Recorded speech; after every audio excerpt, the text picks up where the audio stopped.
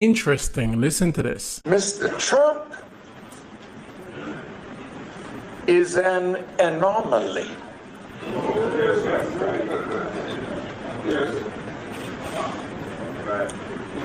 He's someone that doesn't fit the norm. You expected a man to be like the other presidents. You wanted him to be more presidential. He's so transparent.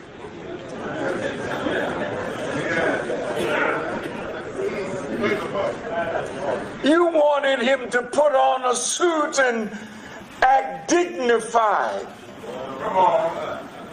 like the thieves and robbers that dress in suits and tell lies. You wanted him to be like that. And you're angry because he's your reflection. Angry because he's your reflection. Angry because he's your reflection. Is a spiritual one.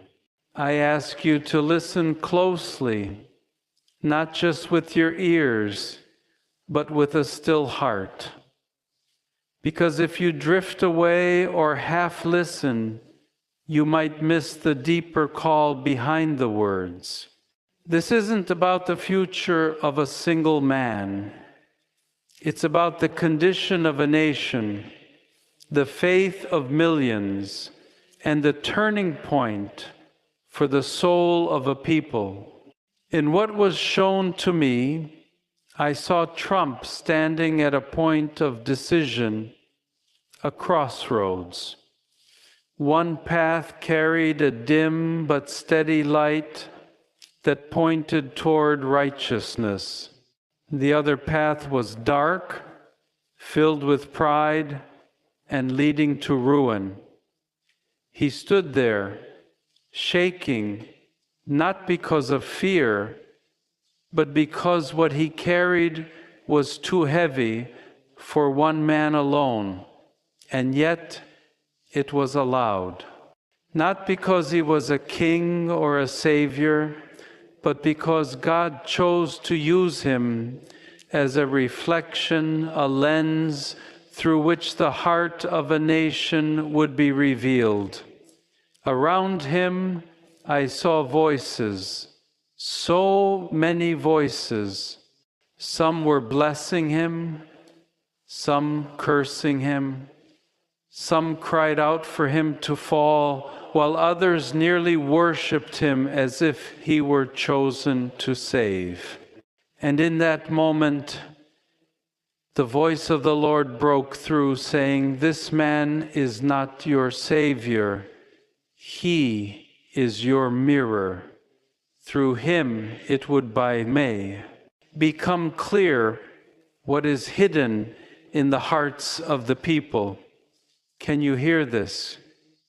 He is not the message. He is the instrument delivering the message. And the truth behind that message isn't about Donald Trump. It's about you. It's about America. It's about every soul right now, choosing between two kingdoms, one eternal, one already fading.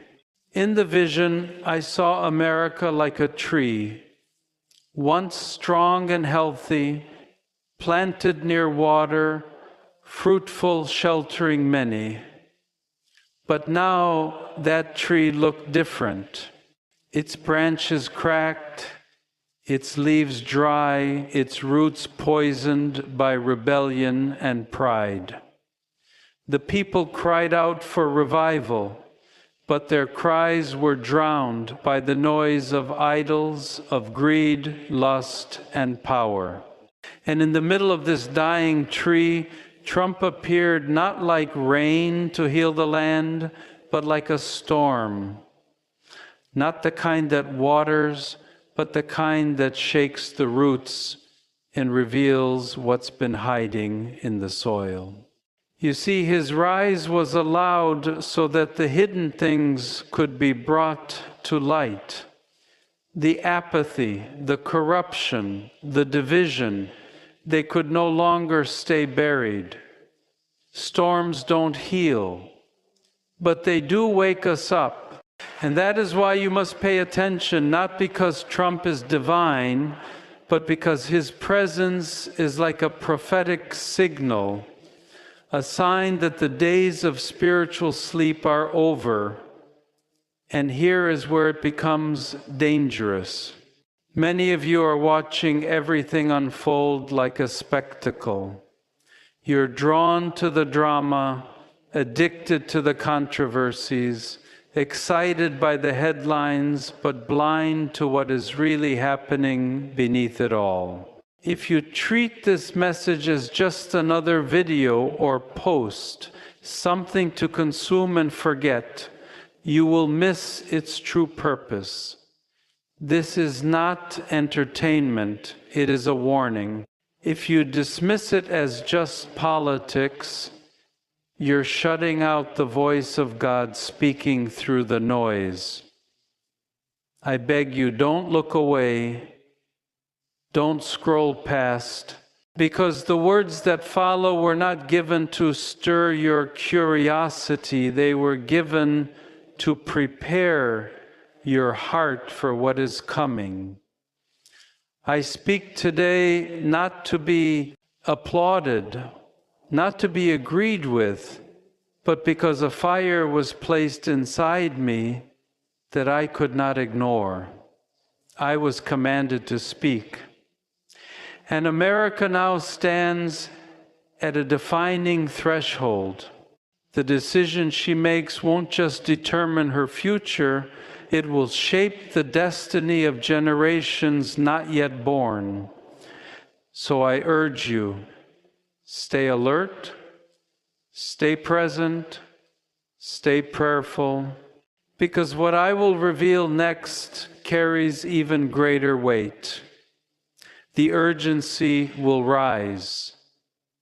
And if your heart isn't fully awake, you might miss the moment that could change everything. Don't let your spirit grow tired. Don't let your focus drift. The warning you're hearing now isn't here to scare you, it's here to wake you up. Because time is running out. The signal has been given, and the decision must be made. As I continue to share this revelation, my heart remains heavy, for what was shown to me did not end with a man at a crossroads or a tree caught in a storm. The vision pressed deeper, carrying with it a trembling awe I cannot fully describe. I saw Donald Trump, but not in the way the world portrays him. He was not standing in triumph, not surrounded by celebration, not seated in control. He appeared burdened, carrying a weight that no one around him seemed to understand.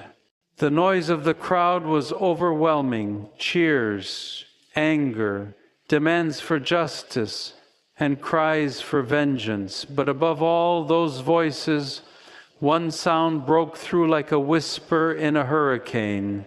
It was the voice of God saying, "Can you not see? He is a sign, a marker placed on the path of nations." That moment pierced me. If America chooses to pay attention to this sign, there is still room for mercy. But if she turns her back, the path she walks leads straight into judgment. This isn't about political legacies or another election. This is about the soul of a nation that once carried a torch of faith and now teeters at the edge of a spiritual collapse.